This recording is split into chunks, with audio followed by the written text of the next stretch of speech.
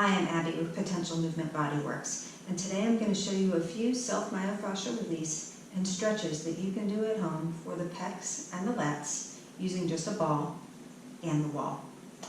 I'm going to use this 6-inch myofascial ball today, but you can use a tennis ball, a lacrosse ball, a baseball, or whatever you have at home that's round. Let's get started. So take your ball, and we're going to bring it to the upper quadrant of the chest, between the sternum and the arm bone, and below the clavicle, but above the breast tissue. So just bring your ball there, bring it to the wall, and just spend a few minutes rolling around through there. You might find you have to reset the ball, or even slide up and down a little bit. If you find a juicy spot, hang out there for about 30 seconds.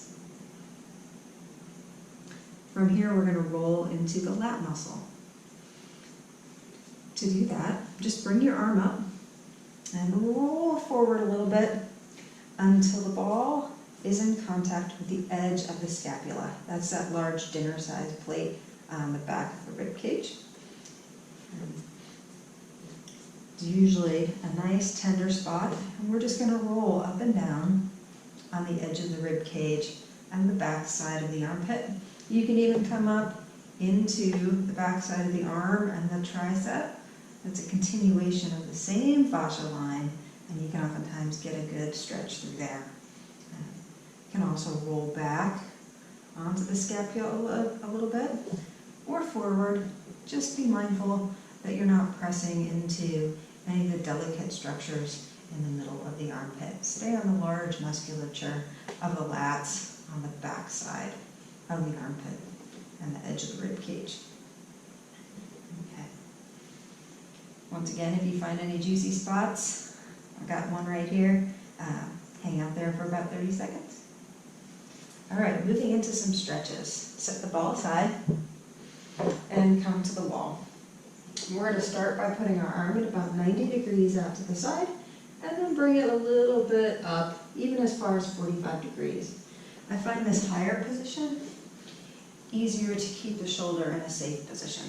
I'm going to come to this wall so I can talk to you.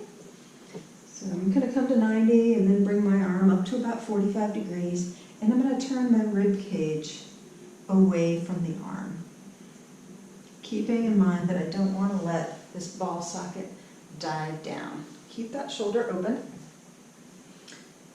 and just lean into that gentle stretch for about 30 seconds. If that feels good, you can adjust the angle either by bringing the arm up and even dropping into the stretch a little bit, or bringing it down and exploring a lower stretch. Again, keeping in mind that you don't want to let that shoulder come forward and jam. You might find, similar to me, that you have to give yourself some space between the wall to keep the shoulder open, and that's okay. You're able to move closer to the wall later.